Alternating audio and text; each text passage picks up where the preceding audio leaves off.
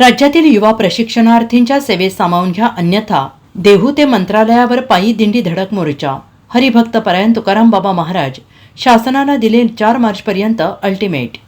राज्यातील युवा प्रशिक्षणार्थींच्या सेवेत सामावून घ्या, अन्यथा देहू ते मंत्रालयावर पायी दिंडी धडक मोर्चा काढण्यात येणार असल्याची माहिती चिक्कलगी भुयार मठाचे मठाधिपती श्री संत बागडेबाबा मानवमित्र संघटनेचे सर्वेसर्वा तथा महाराष्ट्र राज्य युवा प्रशिक्षणार्थी संघटना पश्चिम महाराष्ट्राचे प्रमुख हरिभक्तपरायण तुकाराम बाबा महाराज यांनी आयोजित पत्रकार परिषदेत दिली. तुकाराम बाबा म्हणाले, राज्यातील मुख्यमंत्री युवा कार्य प्रशिक्षणार्थींच्या न्याय हक्कासाठी 16 जानेवारीला मुंबईच्या आझाद मैदानावर मोर्चा काढला. 4 मार्च रोजी सांगली येथील आझाद व्यायाम मंडळ ते जिल्हाधिकारी कार्यालय पायी जिल्हाधिकारी यांना निवेदन दिले. राज्यातील 1,10,000हून अधिक प्रशिक्षणार्थींवर बेरोजगारांची कुऱ्हाड कोसळलेली आहे. शासनाने याचा सहानुभूतीपूर्वक विचार करावा, ही आपली प्रमुख मागणी आहे. शासनाने याचा गांभीर्याने विचार न केल्यास येत्या 4 मार्च रोजी श्री क्षेत्र देहू येथील श्री संत तुकाराम महाराज यांच्या गाथा मंदिर ते मंत्रालय पायी दिंडी काढण्यात येणार आहे. या दिंडीत हजारो प्रशिक्षणार्थी सहभागी होणार आहेत. तेव्हा शासनाने ती वेळ येऊ देऊ नये. 6 महिन्यांचे प्रशिक्षण पूर्ण केल्यानंतर इच्छुक उमेदवार ज्या ठिकाणी काम करत असतील त्यांना तिथेच कायमस्वरूपी नोकरी रोजगार मिळेल असं माजी मुख्यमंत्री एकनाथ शिंदे यांनी जाहीर केलं आहे आणि त्यानुसार या प्रशिक्षणार्थींना न्याय द्यावा. प्रशिक्षणानंतर कायम रोजगार देण्यात यावा. विद्यावेतनमध्ये वाढ करण्यात यावी. विद्यावेतन नियमित आणि वेळेवर देण्यात यावं. सेवावेतन लागू करावे. युवा प्रशिक्षणार्थींना शासकीय सेवेत 10% आरक्षण देण्यात यावे. शासकीय कर्मचारीप्रमाणे रजा अनुज्ञेय असावी. या आमच्या प्रमुख मागण्या असल्याचं तुकाराम बाबा महाराज यांनी म्हटलं आहे. पुणे जिल्हाधिकारी आणि संबंधित विभागाच्या आयुक्तांना याबाबत निवेदन देण्यात आलं आहे.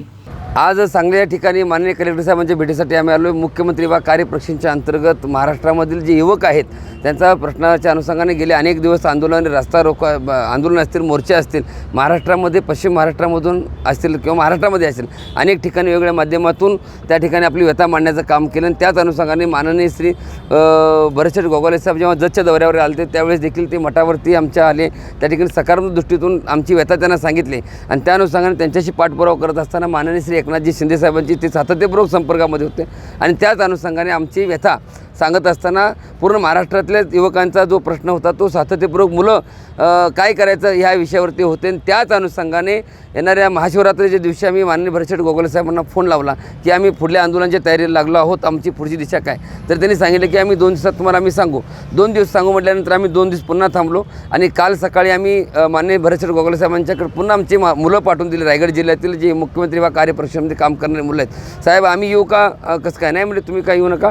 त्या ठिकाणी आमची मुलं गेली आणि त्या मुलांनी त्या ठिकाणी माननीय भरतशेठ गोगावले साहेबांची भेट घेतली आणि भेट घेतल्यानंतर माननीय भरतशेठ गोगावले साहेबांनी खूप चांगल्या पद्धतीचं एक सकारात्मक दृष्टीतून त्यांनी आम्हाला उत्तर दिलं की आपण काही काय मोर्चे किंवा आंदोलन करण्याची गरज नाही. येणाऱ्या 3 किंवा 4 तारखेपासून आपल्याला आम्ही 100% मुख्यमंत्री देवेंद्रजी फडणवीस साहेब, उपमुख्यमंत्री एकनाथजी शिंदे साहेब, उपमुख्यमंत्री अजित पवार साहेब हे चांगल्या पद्धतीने सकारात्मक दृष्टीतून त्या ठिकाणी विचार करत आहेत आणि तुमचा निर्णय 100% मुदतवाढ या ठिकाणी होणार आहे.